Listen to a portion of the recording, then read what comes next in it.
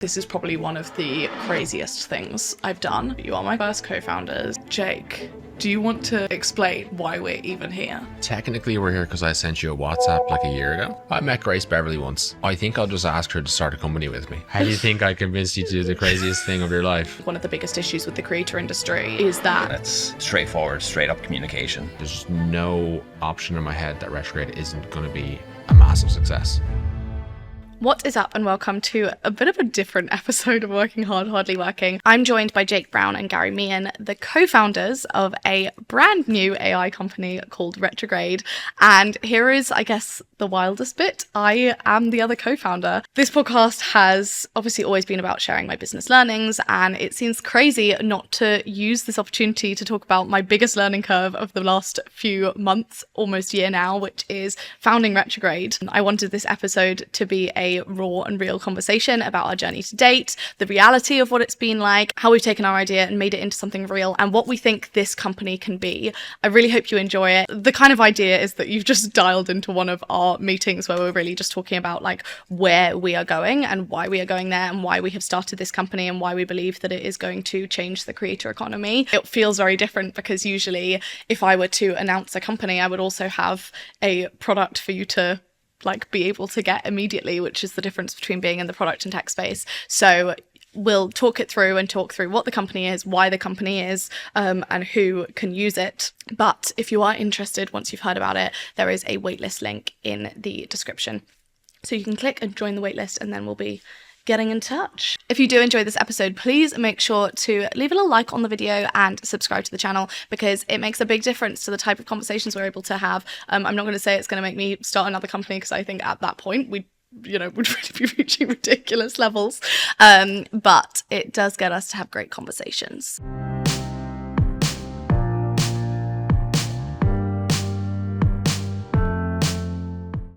Welcome to Working Hard, Hardly Working. Thank you, Grace. Thanks for having us. Very excited. This probably isn't a question that I should be asking right now, but I'm going to ask it anyway because this is how I always start the podcast.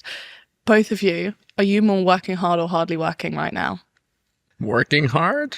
It's a good answer for what we're about to talk about. I want to go straight into it because I feel like this is obviously a very different episode from what we would usually do. And Jake, do you want to explain why we're even here? Technically, we're here because I sent you a WhatsApp like a year ago. True. Well, we've all started a new company together, a technology startup. And I guess we're here to, for the first time ever, talk about it. Does that feel weird? It feels long overdue. Yeah, I'm happy to be here. Happy to be kicking it off and getting things on the road. And that is a pointer to what we will come on to talk about, which is the importance of going fast in a tech startup and the difference between that and a consumer startup, which is what I've worked in for the past 8 years. But on that, before we even get close to talking about the kind of journey so far, the whole idea of having a tech startup, I would like to talk very specifically about the idea for Retrograde. So I'm nominating you to give a synopsis of the idea for Retrograde, how it came about, what it is, just in case I don't know. So the idea for Retrograde started at the last company that I started, which Gary worked at. That's where I met him. Gary's great. So basically, we were financing invoices for content creators and talent agencies. And a lot of the content creators were pretty unhappy with some of the stuff of the talent agencies. And a lot of the talent agencies had so many new creators that they couldn't basically cope. They couldn't grow as fast as they wanted to. And then obviously AI became a big deal in the last 18 months and kind of realized just one day by accident that possibly the two things could marry and that the problem of the agencies and the creators could be solved with AI. And I'm sure we'll get into the details about what Retrograde actually does, but that's kind of how the idea came up. Was that what you asked me, Grace? Yeah. No, I think that's a fair response. So do you have anything to add, Gary? No, I think that kind of covers it. Like we've seen a lot of the challenges together in Peblo, and just with AI was kind of booming, I suppose, with the dawn of ChatGPT and a lot of awareness about it and just a lot of opportunities. Yeah. So I sold that company and I left after a year, and I promised my wife that I wouldn't start another startup. And I was sitting. So you did what all husbands do. Yeah, I went to work. I was sitting in the office one day and I was like playing around with ChatGPT and the API. I had a few creator friends who were like annoyed with their agents and like they weren't answering their emails and they weren't sending them updates. So I like hacked together this little thing that basically like took their emails and sent them a text, just like a tiny summary. And I was like, oh my God, probably going to start another startup. And then I called Gary, who's smarter than me. And I was like, Gary, is this even a thing? And Gary said it was a thing. And then I called Grace, because Grace is smarter than me in other ways. And you needed a woman on the team. Of course. And then, yeah, that's really it, isn't it? Yeah, no, I think that's a very fair synopsis of the start of it. I also feel like the founder profile is a very important, but like we all know that investors invest in people, and there's a reason for that, because, you know, a business can take any which route after the point that it starts, and actually it's really about like who's behind it and who's able to like truly understand the problem, etc., etc. So back the jockey, not the horse. Yes, could you give me a whistle-stop tour of your career so far? Yeah, so I've been a software engineer now for over a decade, I suppose. So that's kind of like my expertise, I suppose.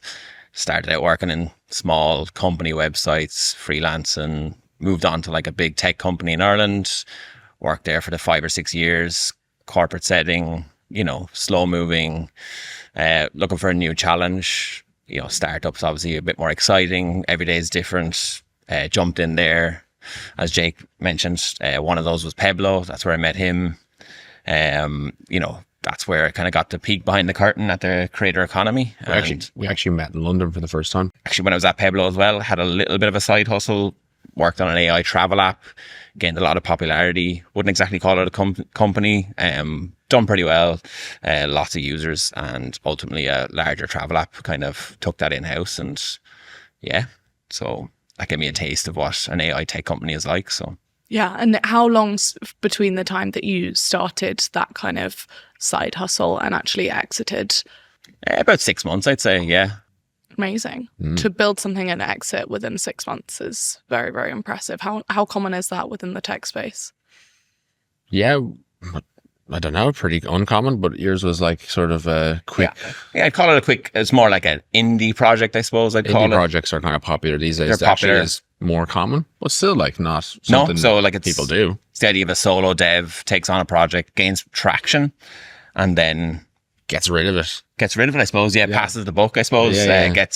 But like someone else already has like a slightly larger project maybe, or the vision or the team to bring it forward. Yeah. And they absorb all the success and all the traffic and all the users that come with the side project then or hustle. Great. And Jake, could you give an overview of what you've been doing? So I studied electronic engineering. So it's like building computers and phone chips and all that boring stuff, Wi-Fi, etc. And I went to work in software as well, in a sort of company that made software for investment banks. And after 4 years, I fell in love with YouTube and quit my job. I bought a terrible little camera, the cheapest one I could afford. And then I built kind of a business up around that for probably 3 years. So I ended up working with like BMW, Chanel, Samsung. Then I was hired by a startup to make a series of videos.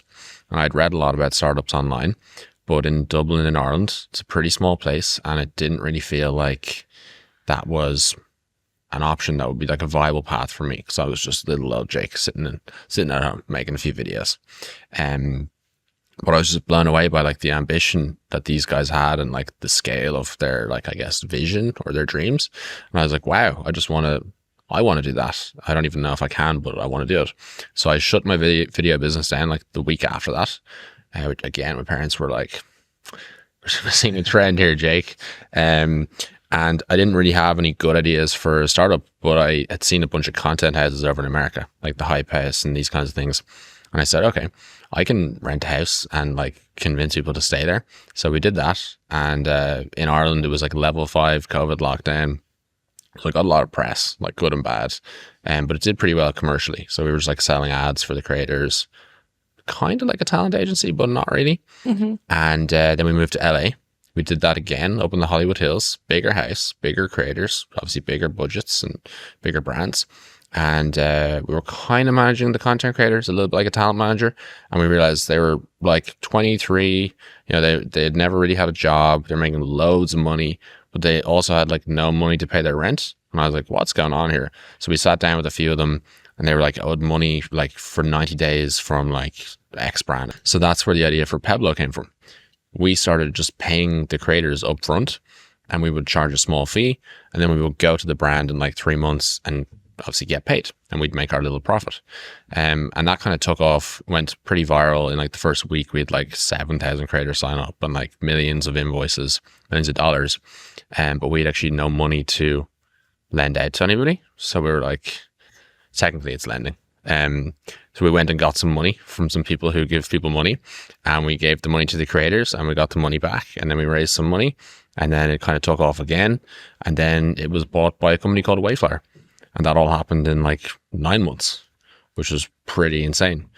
We think it might be the fastest ever Irish company to be sold for like 10 million or more, like ever. 9 months. It's like just pure luck, by the way. It's not anything to do with me.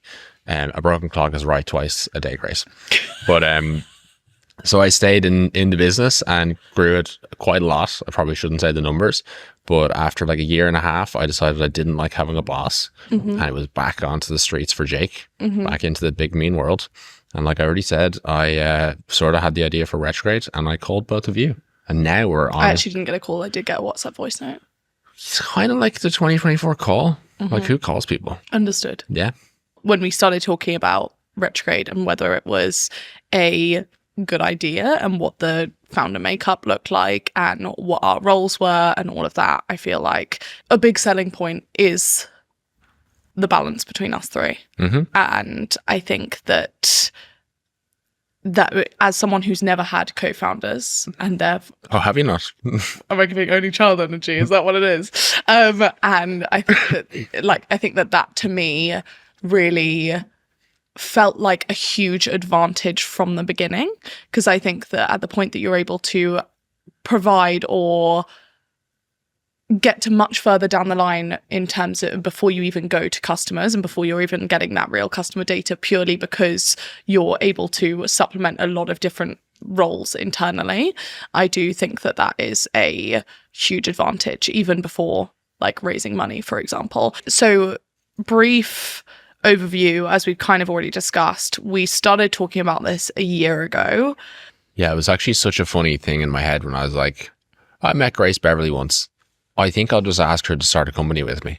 And I was like, she probably wouldn't say yes. Yeah, actually, let's cover that because we had met once. So the story of us meeting is that I was in Dublin for a tech summit, and you had reached out. Sent you a pretty solid cold email. A pretty solid cold email. Actually, it was solid, and all it did was it linked Peblo and Wayflyer, and said, "Hey, we're the founders of Peblo and Wayflyer," and then just linked it to like, these are companies that are worth a fucking load of money. And we were like, "Do you want to go for dinner?"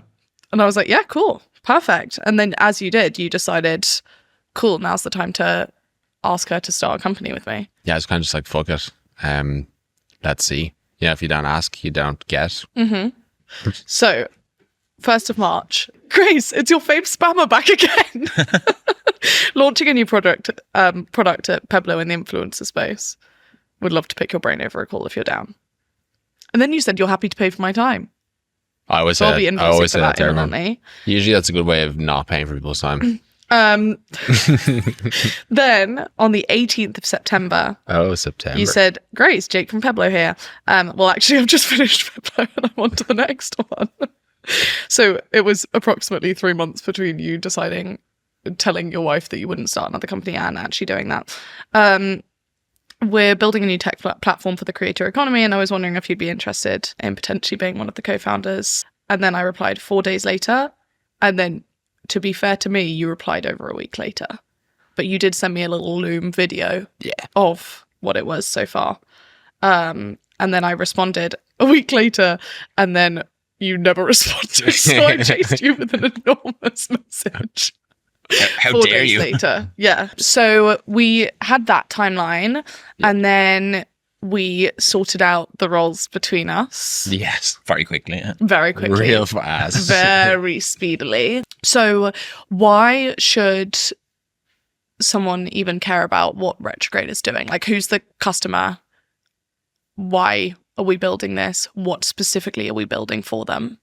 Yeah, before we even get to the customer, maybe like, we've discussed a lot, like how do we explain a tech company in a straightforward way that everyone can understand? And I think ultimately we're building like an AI talent agent that sits in your pocket, I think. So we are building a tech company, massive product behind it. But what all that distills down to is it's an AI talent agent in your pocket that's on 24/7. And no apps, no website.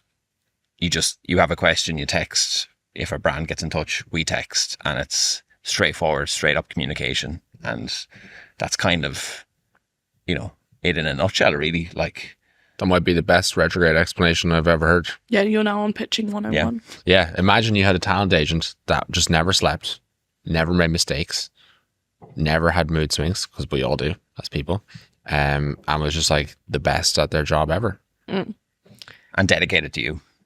Only works for you. To me, I think one of the biggest issues with the creator industry is that we've borrowed the agency model from all of these other industries, and that's perfect for, people who have that type of personal brand, like people in music, like people in acting, whatever it might be. Whereas we're at the point where there are millions of creators now. So not only are there not enough talent agencies, but also if you sign up to one and you don't have, and you are not the like creme de la creme, you're not getting the service that people in other industries are getting from their agents. Yeah. So I think it's like there's two strands to it. The first one is like financial, and it's just like the margins of those talent agents and their businesses. So the whole thing was inherited, you said, mainly from Hollywood. That was like the original entertainment industry. And they're obviously big, long projects, pretty big paychecks, complicated arrangements, director's fees, talent. There might be a sequel. They might get back pay based on how well the movie does. And that's sort of where the talent agents came from. They started there, and then creators became a thing, and they're like, great, we'll just apply that model to these new people on the internet. But the content creator thing is a little bit less complicated. I don't want to say it's simple, but they make content. Sometimes a brand wants to come along and sponsor it. There's pretty standard rates for that based on the creator's engagement, their following, their niche. And it's kind of over and done in a month or two. Yeah. Like if you think of someone who blows up on TikTok tomorrow, they could pretty immediately start making money from social media. The obstacle, the barrier to them making money is either they need to then start doing hours and hours of admin a day to start like emailing takes away someone, from their creating. Which takes away from their creating, or they need to find an agent and immediately be able to trust that agent, and also immediately be able to know that they're going to get that top tier service and that their emails are always going to be checked, etc., etc. Whereas actually it's not in that agency's interest to do that unless they know that that creator is going to start making a lot of money. The margins just don't make sense. And I guess what we're trying to do is not say there isn't a place for talent agents, but instead say this industry has got far bigger than we ever expected it to get, or than most people expected it to get. And taking this one size fits all model from a Zoella to someone who blew up on TikTok yesterday and now can make a few extra £1,000 a month just does not make sense in any way at all. Yeah. Could you, based on that, could you describe how the tech actually works? So like if I was a creator signing up to Retrograde today, signing up to the waitlist that will be linked in the show notes, for example, what experience would I get and how would it work? Yeah. So as I said earlier, we're like a text-based system. So that's like think WhatsApp or Telegram, something like that. So they'd simply follow a link, you text a number, and then you just have a conversation.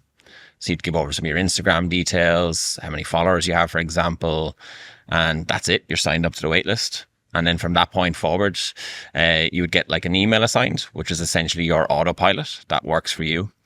And so for example, it could be Grace at getretrograde.com. Exactly. And that is now the email that the brands will get in touch. So if there's a brand deal that comes in, they'll email that email and we'll instantly let the creator know that they've been in touch and that we're having a conversation and that we're negotiating or getting more details for the brand deal. And just to explain the difference between how that might work for someone who blows up on TikTok today and decides to go to an agency, obviously there's a little bit of a delay in terms of like actually finding that agent. But also when you say, if I'm Tala and I email that person's email in their bio, they won't necessarily know that that email's come in unless they're manning that email. What happens with Retrograde is that email will go in and they will immediately get outreach from Retrograde saying, hi, Tala's been in touch. They want to offer you £500 for a story.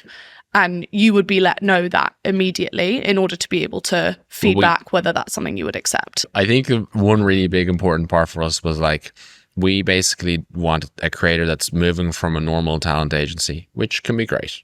We're not here to talk badly about that. If they're moving to Retrograde, they basically shouldn't notice that anything's changed. So our AI texts them on WhatsApp, in the future iMessage. It also has Telegram. Like most creators just text their agent. They don't want to do phone calls. The agent sends them updates. They ask for updates. So that's why we did that. And then in terms of the brands, our AI talks to the brands, it updates the creator, it gets all the details, it does all. So actually no difference. So I think it can sound kind of scary. It's like, oh, tech platform, AI.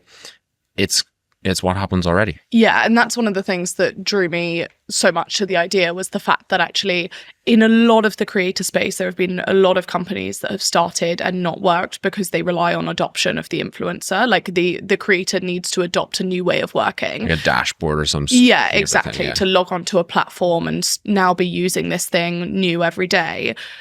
The whole point of Retrograde is that they don't need to, as you say, they don't need to change anything they're doing. Say if they have their email in their bio and a brand, reaches out and essentially says, we're going to offer you £500 for a story. They don't need to hop into their emails. It's not that we just let them know. It's not a notification system. They can just directly respond to their Retrograde autopilot and say, no, I won't take under £2,000. And Retrograde will go back and forth then with the brand. So for example, if you were representing yourself, which is crazy, especially in a world where Retrograde exists. That's true. I do think lots of people would like to represent themselves if it didn't take a huge amount of time and effort. Like the cost is low because you're not paying an agent. Yeah. But the time and effort that you spend on your emails, creators essentially turn into doing an admin job. It's also an emotional job though, as a creator, to be like rejected sometimes and to feel that you have a certain worth and a brand is putting less worth on you. And and negotiating's hard. Like even just asking for more sometimes can be hard. Especially when you're like the product in a sense. It's like, it's kind of upsetting. And I think on top of that, it's like, I always recommend people to hire people who are better than them and hire people who are specialists so that they can facilitate their own earnings going up, for example. In this scenario, you'd be hiring an agent, for example, to fill that gap. What is currently happening is there's a little bit of a mismatch between you're not necessarily getting someone amazing and you are automatically paying that 20%, which, as we've said, is borrowed from a lot more complex industries with a lot more complex contracting and deals in general. But on the other side, if you want to be managing yourself, you are going to end up doing a desk job. You're going to end up doing hours and hours of emails a day, which also takes away from your time creating. So what we've wanted to create is this middle ground where essentially you're not paying 20%, you're paying half of that. It's a 10% commission in the way Retrograde works. And on top of that, you have the full, you've got the benefit of managing yourself in terms of visibility, in terms of decision making, in terms of speed, in terms of knowing what's in your inbox, all of that. And the relationship as well. But you do not have the downfall of it being much higher cost or you having to spend basically all of your time in a desk job, which to me is what makes a huge difference to creators, because actually, unless you have a unless you're a huge creator and you have a really, really strong personal brand, and actually your deals end up being very complex because of things like IP and just generally being long-term, very expensive deals, I strongly believe that the large majority of people are not getting a good enough service in the existing setup of the industry because it is this one-size-fits-all approach. And that's not to say the talent agents aren't great. I've had some fucking phenomenal talent agents, but it is not a one-size-fits-all. And the amount of creators I've had conversations with like every single day that have been like, oh, this is an issue that I've had and I know these brands have reached out. I've never heard anything about it. I feel like they're not prioritizing me because there are bigger creators within the agency, etc., etc. And I think being able to be presented with a product that essentially automates it all for you, but you're still making the decision making. Retrograde's never going to turn down a deal for you. You're the one who gets to ultimately make that decision without having to email back and forth 5 times before you even get to a rate. Yeah. Well, I just want to say some creators don't want to make the decisions and they kind of feel scared, and that's where they kind of rely on an agent or a human agent. So our system does make suggestions and it can say, look, this is below your rate. Sure. It's probably not the best deal, or this contract looks a bit dodgy. And it's up to the creator then to say, great, okay, what should we do? Or I want to do this. It's not a co-pilot in the sense that the creator now has all this extra responsibility. They certainly can take it, but it's not that different from a human talent agent in that it will guide the best thing that it thinks you should do. Which is also, I think, what a lot of people aren't getting, or at least anecdotally what I've heard from the large majority of creator friends who, I don't know, we've reached out to them about something about Tala, for example, and they've never heard from it because the original rate we quoted was not what they would go for. And that's what's happening, because if you think of if I'm an agent and I'm managing 5 creators and I'm thinking, I know this one makes more money than all of the others, and I know that I'm going to have to do the same amount of work for below rate card, it should still ultimately be the creator's decision, if they want it to be their decision, that they know about that deal and decide whether to take that deal. Whereas actually, as we've talked about with the margins of an agency, it doesn't always make sense to be fully transparent. I don't mean that in a negative way, and I don't mean that in the way that business. Yeah, imagine you're the best talent agent, imagine you run a talent agency. What are you going to do with your best talent agent? You're going to put loads of creators on them because they're the best, and then that talent agent is going to have no time left. And then even if they wanted to do the best job for the 20 people they look after, they can't, and things just start to slip. It happens. I have a friend who's represented by the second biggest agency in the world. We won't name their name, but pretty obvious. And they lost him a $50,000 deal 3 weeks ago because they didn't respond to the email quick enough. So we've had the outreach from the brand. It's WhatsApped you or it's Telegrammed you and said, this is the deal. You've said, no, I'll take this. It gets it back to the resolution point, essentially, where you've agreed on the deal. What then happens within the tech? I think even going back a little bit there, just what we're talking about, the beauty of the programming something or creating this tech is we're taking what the best agents in the world do and what we've heard from creators that their best agent is doing, and we're creating that for everybody essentially. We're only putting the best practices in place. We're taking learnings from yourself, for example, what is the ideal brand deal flow from start to finish? How does that run smoothly for the creator? And we're trying to recreate that for everybody. Which isn't something that exists anywhere else in the industry, because it's a very closed industry in terms of if you think of how many creators, if you're a creator listening to this and you think of how many creators you've actually heard tell you how much they earn, how their brand deal process works, what briefing documents they're using, what contracts they're using, all of this, it's very closed. There is very little knowledge sharing, especially I will say in the UK. I think there's more knowledge sharing in the US, and generally I think also, I just think that that's something that I've learned very gradually over time, to the point that now I'm very strict on briefing documents I use, on how things work specifically in my whole brand deal process, and have been for the last few agencies I've been at, essentially, as it must be this, what I believe is best practice, so that I don't need to reshoot content, or so that I don't, we don't lose out on brand deals based on that. So I think that's a really good point, in that actually there's no guarantee with whoever you sign with, especially if you need to sign in a week because you've just blown up. And I think worth saying now, actually, that for anyone who doesn't know, within the creator industry, this 20% we're talking about is essentially a standard rate commission that is applied pretty much everywhere within the creator industry.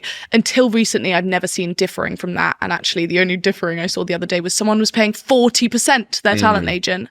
I screamed. Yeah, and then helped her compose an email. So crazy. And also for creators, I don't think they realize how strange it is that you would ever pay anybody 20% of your business's revenue to do anything. Even the person who runs your entire company, even if they're managing 5,000 people, you don't pay them 20% of your revenue. And like, that nobody 20% does that.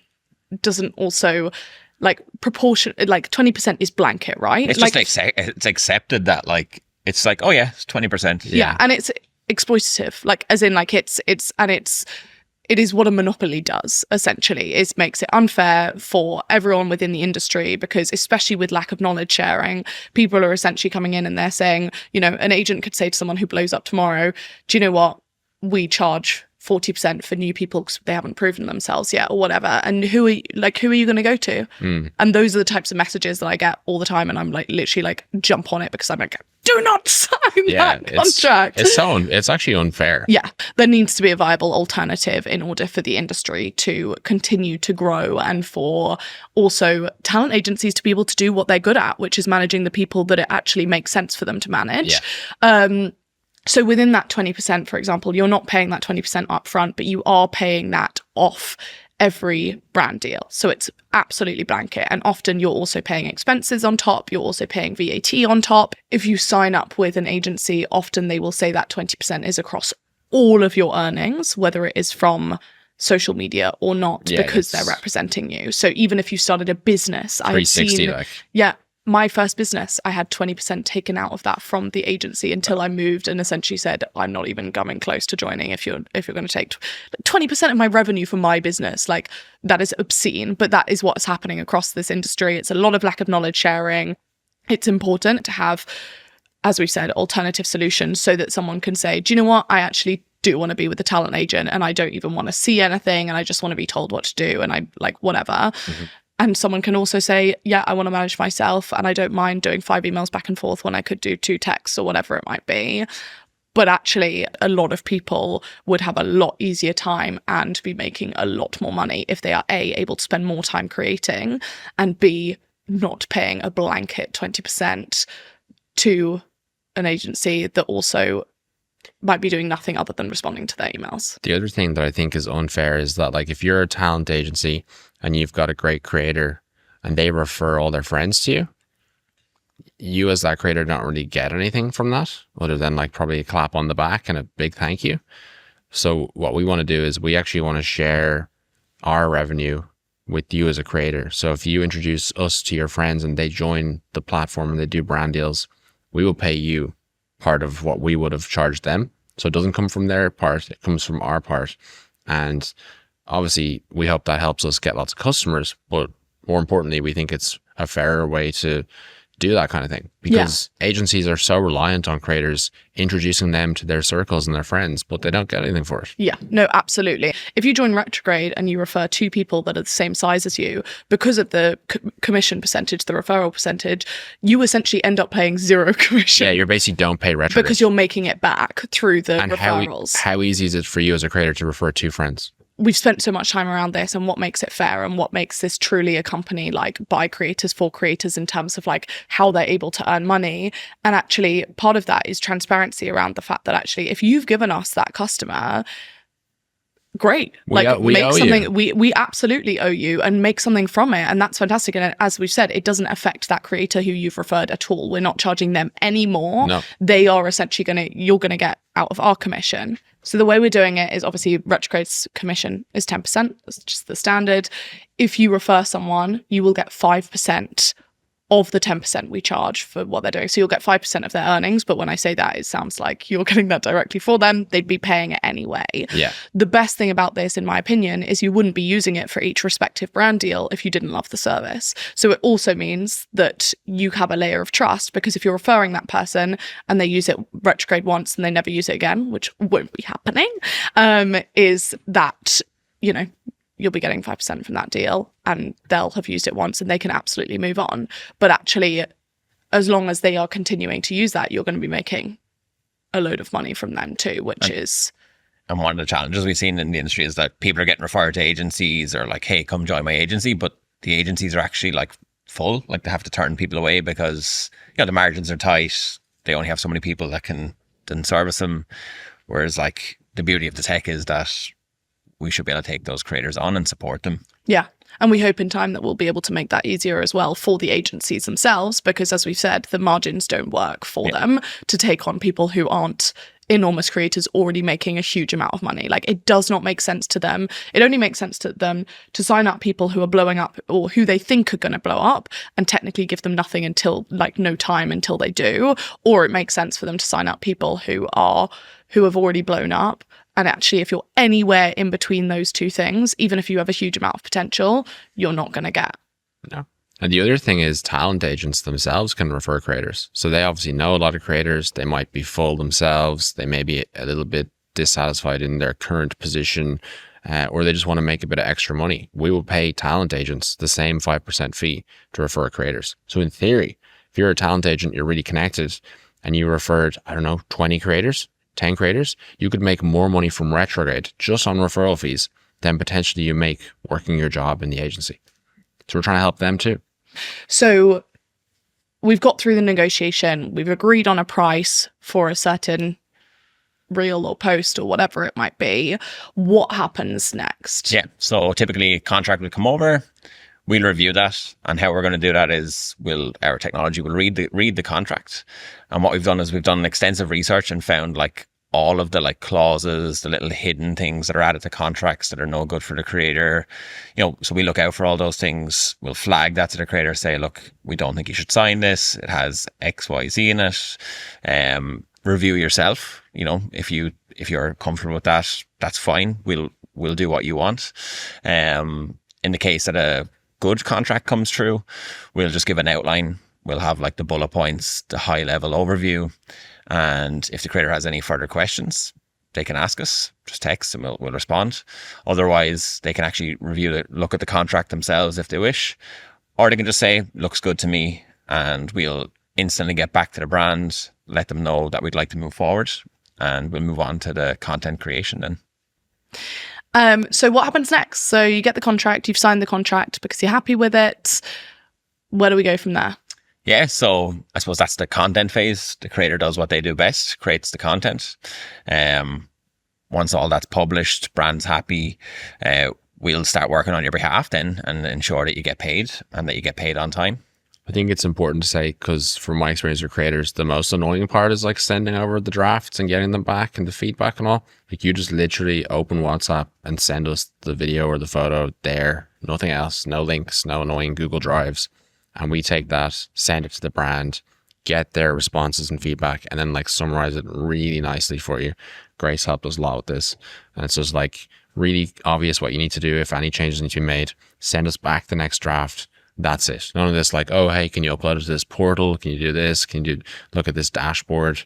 Because that's kind of the slow part as a creator. It's annoying to spend a week making a video and then get told, oh, sorry, the background is supposed to be green and you were supposed to say, like, I don't know, Paris instead of London.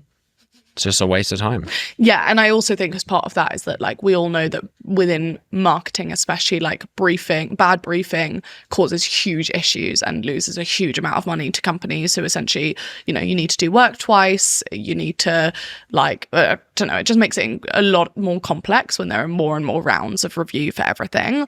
Again, this is an area where we've been able to build into the tech essentially best practice for briefing so that you know what you're receiving is what a top tier agent, best of the best, would be giving to their client, essentially, so that when you record something or you take a photo or whatever it might be, you've had the best possible briefing and what that should be, and then that makes it a lot easier when the brand comes back and says like blah blah, it should have been this, and you say, well, that wasn't in what was a very tight brief, and actually from experience as a creator, that makes all the difference in terms of things like reshooting content and essentially then losing time and money because you're doing something again and you're essentially getting paid half because you had to do it twice rather than once. Yeah, that's a big point. If you're reshooting stuff as a content, you're losing money.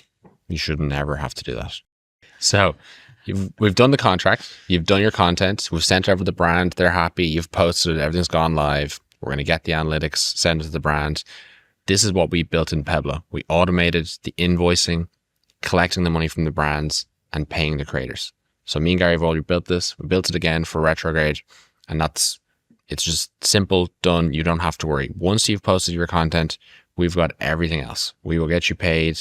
We will tell you when it's coming. You can ask us when you think it's going to land in the bank. Like, hey, how much money do you think I'm going to get paid next week? Or how much did I get last week? It's all done. It's simple, easy.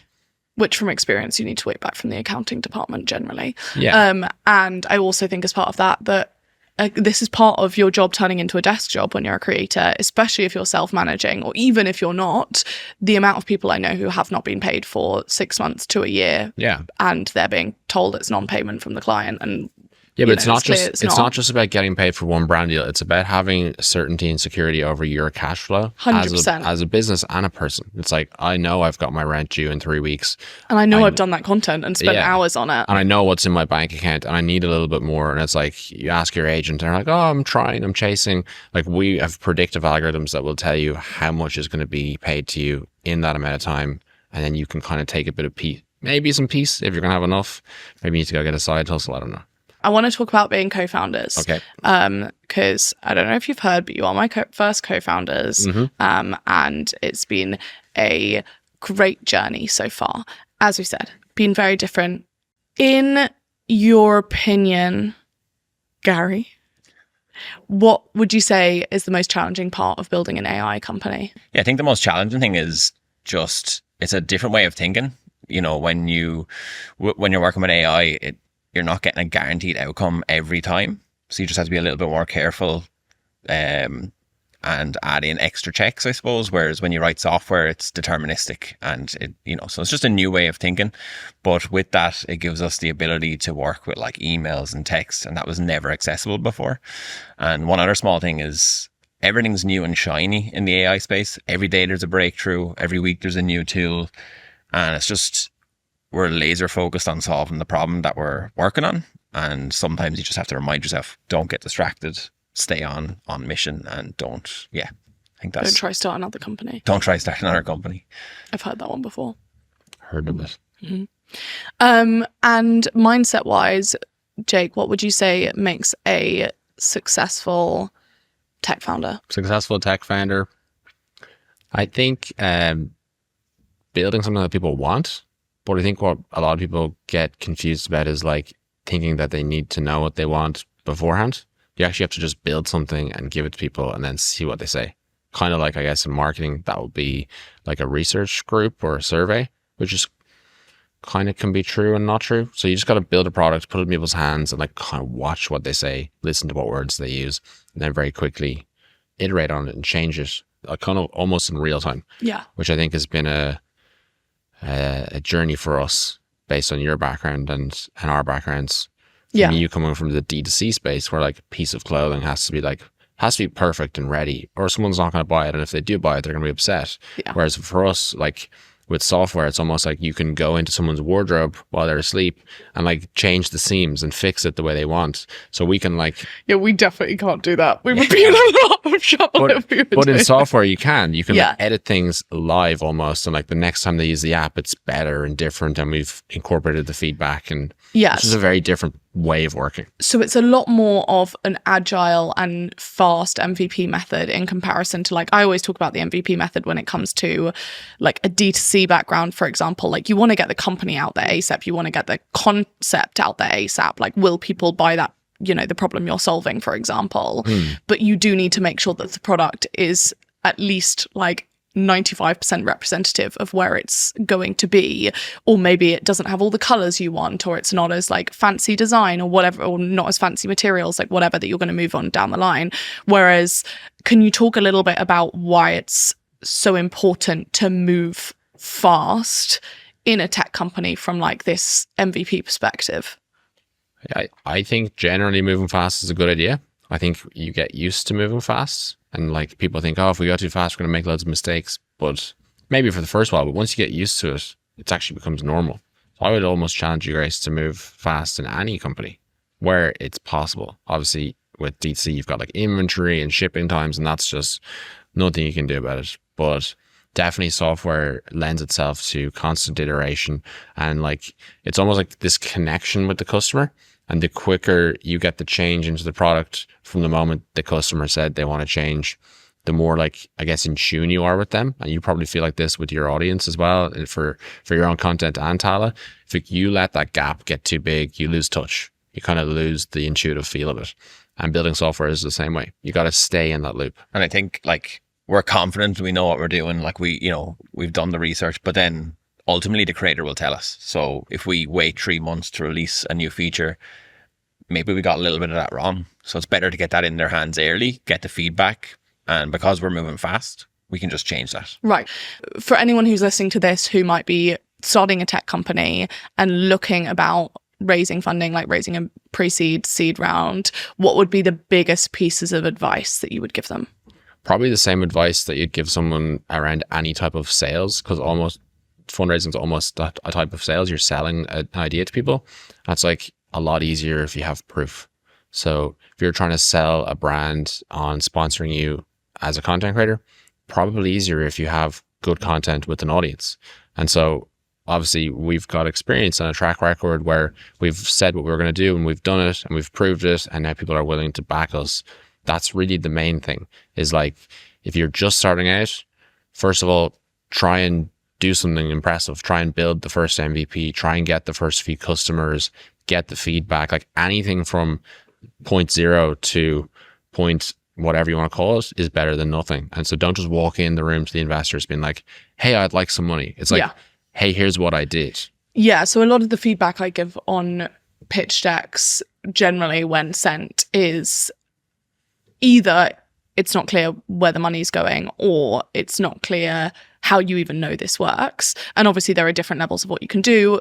You both have an advantage because you've already, as you say, you've set out to do something and done something and been backed before.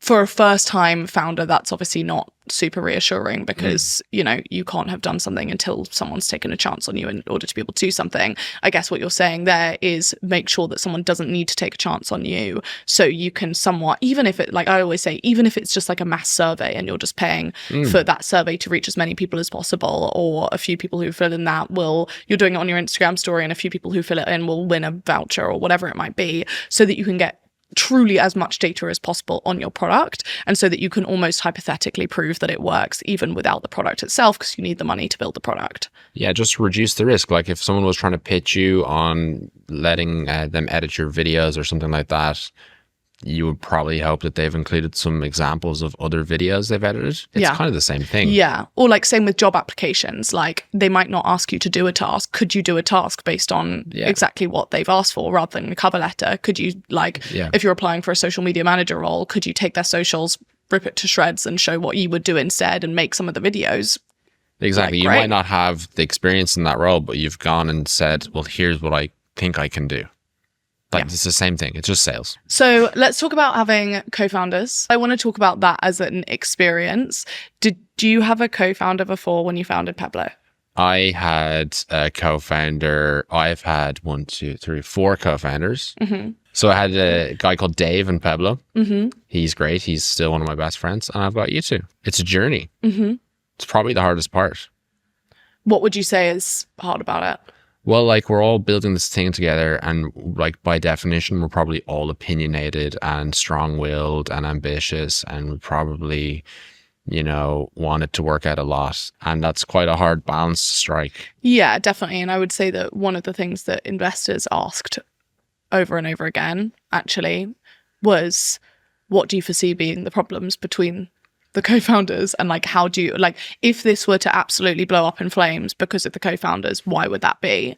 And I actually think that's a really good thing to talk about, and also to think about going into funding. I think one of the biggest risks in a startup is like the founders falling out. Like, you know, you're based in London, we're based in Ireland, and just getting to know each other is very important early on, I think, in gelling. Yeah, especially with like new, like you were essentially a stranger and we were strangers to you. Yeah. And like we're still getting to know each other. It's still early in the journey. And it's like even harder then because you're trying to be respectful, but reading someone you don't know and you don't really know what that meant. Yeah, like, and you also, like, there's a lot of risk. So on top of, like, say if it's a new friendship and you're being respectful but trying to get to know each other and trying to move in a direction, like... We don't have the time for that. No. Like, there's not that... Yeah, you can't be too respectful at the expense of the company or the funding or whatever it might be. Yeah. What would we say are the biggest things that we've done in order to alleviate those issues? Be transparent, I think. I think myself and Jake have had a couple of frank, honest conversations, just like, you know... Jake seems to be the, what's it called? The common denominator. Yeah, well, I suppose, sorry, like, you know, we work, like, we're in the depths every day, I suppose. So, like, you know, we're coming up against each other a lot. But I think frank and open conversations. And, you know, I think for us, with you, I think is meeting you in person more often, that gelling in person, getting to know each other. Standing calls, even if they're annoying, to actually just be able to, like, you need, I always talk about the fact that you need space within teams in order to be able to deal with things that aren't just like the everyday, like it's not on the list, which is why I believe in like office as well, especially for a product company, because it's like, I need to talk to you about something that I would never arrange a call about because it's not important enough, but actually that in the corridor is and the moment is kind of gone or lost. Right. I would say almost like the founder part and the people part is actually harder than any of the other stuff. Like probably over the lifetime of the company end up spending as much, maybe not time, but like certainly mental energy on like people things, which is quite funny, isn't it? Because like you just wouldn't, you think, oh, AI and sales and like fundraising and that's all hard. But like the people stuff is the one that you really crunch your brain on and you're like, what am I going to do? What's the biggest piece of advice you would give to someone trying to find the right co-founder to start a company with? Oh God. I think it helps if you've worked together. Or you know each other probably from work first. I hired like a lot of friends and family and was lucky enough for it to work out almost all of the time. But in another world, it could have caused me some really big problems in my personal life. So probably just stay away from that if you can. So work first relationships, probably people you've worked with, or even people you admire, like Grace Beverly, just a girl who lives in a different country who I sent an email to. We had dinner with yourself and myself and Jack, and then who founded Wayflyer for people who who also is involved in Retrograde. And then one day I was like, yeah, she seemed all right. She's pretty impressive. I'll give her a shout. And obviously there was lots of chats before we decided to take the plunge. And it can work. I think if both people or all three people are in the right space to want to do it and are not afraid of like being offended sometimes or offending sometimes, or like, I think growth is probably a bit of a cringy word, but it's the most important thing. Yeah. Like, I feel like we all just want to, even if we're wrong or we think we're not wrong, ultimately just want to get better. Yeah. As people and as a group. That sounds like super like woo woo, but it's kind of the only way. Like, if you don't want to get better, you're going to get your feelings hurt. Yeah. And it's a like us versus the problem thing, because you can't you can't go into everything. I mean, you literally can't go into anything as co-founders, I think, thinking of a like me versus you situation. It's very like, we're trying to build a company here and we need to get a product out to customers. Yeah. Therefore, if there is an obstacle, it's not about any individual, even if that individual has like played a part in it, whatever it might be. It's about how do we get to a point that we are. And how did you find then? And how did you find like jumping in with like essentially two strangers in another country and founding a company? Well, you got to take some risks sometimes. I like overall, because I feel like this is probably one of the craziest things I've done. Come on, I know, live a little. Boring. But I think that, you know, like, do you? Yeah, that's but as it stands, I've already got a lot to do. Yeah. I didn't know you guys well. Yeah. We're not based in the same place. It's not like I can pop into the office every day or whatever it might be. Yeah. And actually I thought it was a great idea and my gut said do it. Purely based on the fact that I have never seen an industry need anything more. It felt like a really great idea. I think that it's been really great to be building this with you two. Obviously, you guys are actually building the tech, just in case anyone's wondering if I'm building the Grace tech. is now a software developer. Exactly. So is it really annoying? This is your riskiest, craziest thing you've done. Is it really annoying when I just turn up and say, like, here's this really big thing we're going to do and I've no plan for it and it's really easy and we're going to figure it out on the spot? No, because I anticipate that that's what good tech co-founders do. Okay. Any industry that has been disrupted has probably had that approach to it originally. Like there were a few people who were called crazy in the beginning. There were a few people who were called crazy when the creator industry was even invented. Yeah. And now to essentially create a new way of that working for millions of creators is a little bit crazy. Before we end, both of you, what is the best piece of advice you have ever received? I think for me, it wasn't really advice. It was a manager I had in my early career, and he just kind of allowed me to fail almost, or gave me the room to fail, I suppose. So as a junior, naive, like, you know, taking on the world, just like there was no challenge that I couldn't solve. And I was just given the room to like try, and fail was an option. It was okay. So I think, just keep moving forward, and like, you know, if you do fail, that's fine. I think for me. Is it work advice or life advice? It can be either. Life advice wasn't necessarily advice, but like my granny used to just tell me, I would be like, oh, I want to do this. And she'd be like, oh, I know you will. Just all like constantly, just really like certain affirmation. I think that kind of brainwashed me.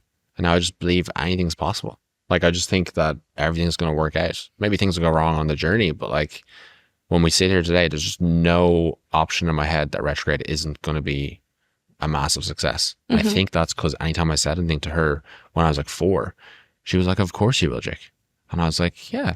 And I think that you can kind of do that to yourself. You can. As well. I mean, that's literally just to believe, and like if there's a way to do it, it will happen. There's a mindset shift between saying, I want to be X and saying I will be X, in terms of the fact that it sounds stupid, but actually you need to put yourself in the headspace where you could truly foresee that happening. And I know that's like manifestation, and I know some people don't believe in that and all of that, but actually like there is a mindset part of it where you say, oh, well, even if it makes you realize actually I won't, because in the current state I'm in, I can't, or in the current work ethic I have, I can't, or whatever it might be. And so it allows you to kind of replace yourself where you would need to be in order to actually make that happen. Yeah. I also 100% believe in the universe. This might sound kind of weird as like someone who works in technology. This is something to learn. And early on in the process. Like if you just say what you're going to do and you actually put the work in, like I'm pretty positive the universe conspires for you. And the best like translation of that, Niall, who's in the room over here, knows well about this because I always tell him about luck. I think like if you just put yourself out there and you do the work, you'll be shocked how lucky you become. Things just start happening by accident. Make your own luck. Did you just show up and it just happened? Like, why are we on Grace Beverly's podcast? I remember following you when you were like just starting out. I think I was into the gym. You were obviously in the fitness stuff back then. And now we started a company together. And I'm just a little Jake from Dublin. And like now we're here with Gary and like we've sold companies and like, why did that happen? That's really nice, please. It's weird. Yeah. So just try it. Like, I don't like, not the cliche try, but like people think they can't do it. You probably just can. I like that. Yeah. You go back to your point. You don't ask, you don't get. It's like, you know, you just try. You asked Grace to start a company. You asked me to start a company. You know, you just don't know till you try or ask. I also think I brainwashed myself into thinking I'm the luckiest person on the planet. I do that a lot. Yeah. I really believe in it. On TikTok, it's called Lucky Girl Syndrome, but I don't think I can go Lucky Boy I can go with that. Lucky Boy Syndrome doesn't have the same ring. It's the thing. If you honestly think you're the luckiest person and maybe it's gratitude or gratefulness, like if you're just happy for everything you have. And even when something goes wrong. It doesn't matter because everything's great. It's tiny. So there's as part of lucky girl syndrome, there's the saying everything always works out for me. And you know, like when I don't know, when something goes wrong or like whatever it might be, or it goes right, even just affirming for yourself that everything always goes right for you, I do think there's a big mindset shift in terms of like feeling like life happens to you. And don't get me wrong, terrible things happen that absolutely do not deserve to happen. But I also think that it can be we can get ourselves into a failure spiral when we think that things are constantly going wrong. And alternatively, you can flip that on its head and get yourself into a success spiral based on truly saying that everything always works out for you every time something goes right or goes wrong. And actually, it worked out for the best in the end because, I don't know, whatever it might be. And people say like that's easy to say when like, you know, oh, maybe nothing has gone terribly wrong for you. Here's my example for that is that when I was 25, my dad died. But I think I had the best dad ever and like the best childhood and like an amazing family. And some people they don't get to meet their dad. My wife's dad died when she was 3. And it's like, how can I not be just insanely lucky to have like the best dad ever for 25 years? So it's not about like things not going wrong. It's about, as you said, it's about your mindset. But I think I've fully brainwashed. I believe that. Completely brainwashed myself. I like self-brainwashing. Yeah. I think it's it's a important. thing. And just before we end, the housekeeping side of things is that Retrograde is officially announced, which is exciting as of literally the second as I was saying. I think we just announced it, did we? Yeah, that was that. Okay. And if you want to join it, you can join the waitlist. And it will be a selective process to start so that we can make sure it's exactly where it needs to be. We're going to be in touch with people. We'll be letting people off the waitlist slowly. And yeah, we hope it's just amazing for everyone. It's pretty easy. You literally click the link. You're done in like 30 seconds. And we'll let you know what to do from there.